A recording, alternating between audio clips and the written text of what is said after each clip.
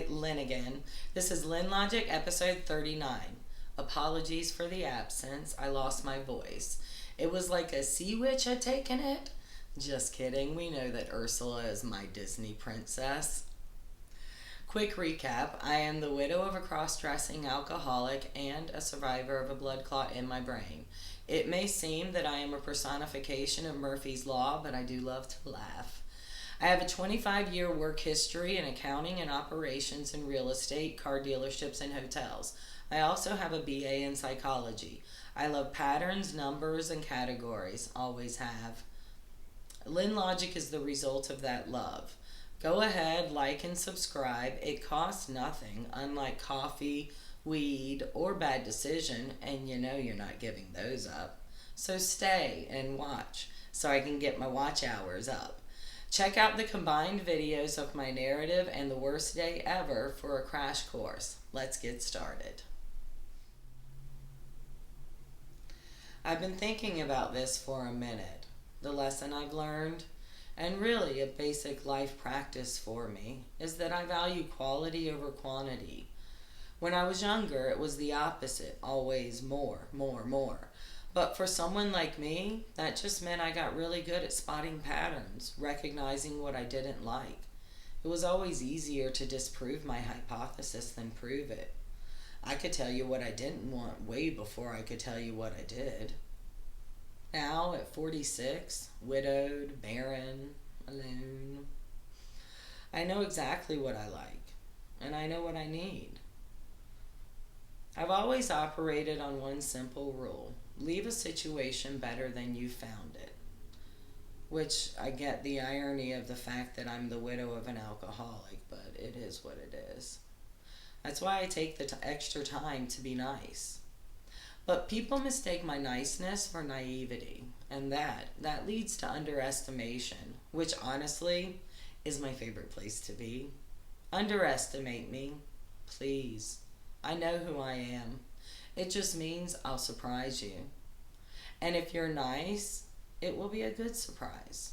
But if you're not, well, then it's an uncomfortable one. Like having sex in the back of a VW Beetle. That's a Mallrats reference. Now, I value quality. The quality of a person. The quality of a conversation. A laugh. A hug. A fuck. Love. Quality love. That is, wow. It's not about more, it's about better. And speaking of better, make my numbers better. Hit subscribe, hit like, give me that quality love. Chin up, tits out. I am what's known as a difficult woman. And I'm surrounded by other difficult women. In fact, I can't recall ever meeting a non-difficult woman. I have met easy women. Hell, I've been one too. But that word, yeah, that describes a very different type of woman. Now, correct me if I'm wrong, but the opposite of difficult is easy. And if easy is your preferred type of woman, then dude, you're about as deep as a puddle. You know what you get with a difficult woman? You get a good woman. I am a good woman. I can say that with absolute confidence. But yes, I am a difficult woman, and I am glad that I am. I intimidate a lot of men. I have for most of my life. And the sadist in me, oh, I enjoy that intimidation. What men find intimidating isn't complicated. I am intelligent. I am resolute. I am intentional. And I am watching. The men that find me the most intimidating, they're the ones with the biggest egos. And those, I love popping. Because most egos, they're filled with air. The air of bullshit. So yes, if you approach me like a peacock, all puffed up chest and feathers, I will laugh. And I will probably mock. But hey, you know what? You deserved it. Now do something easy for once in your life. Click subscribe and like the damn video. Even you can handle that. Chin up, tits out. I had a conversation with my mom this morning. First thing, she gives me the full report, everything she ate since we last talked, how she slept, and of course, the pain update. Her back still hurts. She needs a new mattress. This one is 15 years old, and new pillows. And then she says, I still have the pillow my grandparents brought over from Russia, now Belarus. I had completely forgotten about this. This 150-year-old pillow. Now, yes, like all Jews, we've got the normal stuff, pages of historic biblical text, old photos, family records, but my family, we also got the pillow.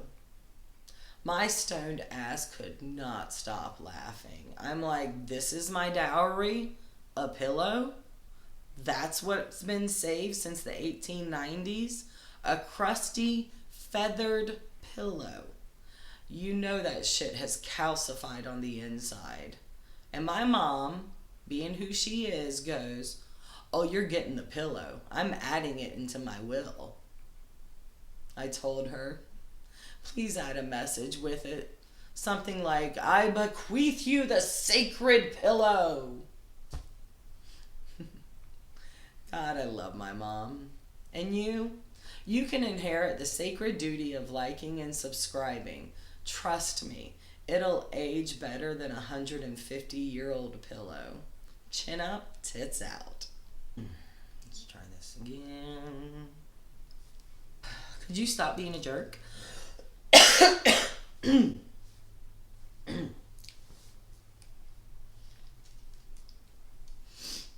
The back of a VW Beetle, and that was a mall reference. Ah, fuck. Opposite. Always more. I'm gonna kill my dog. Not really, he's just being a jerk. But, oh wait, deaf. Fuck. Modesty. When I was younger, oh, are you kidding me, Buck? Let's try that again.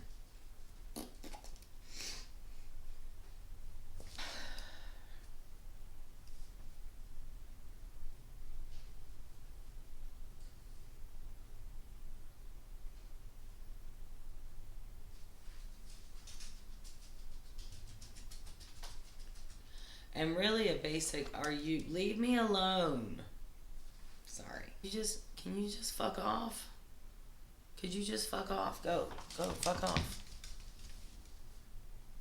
Fuck off.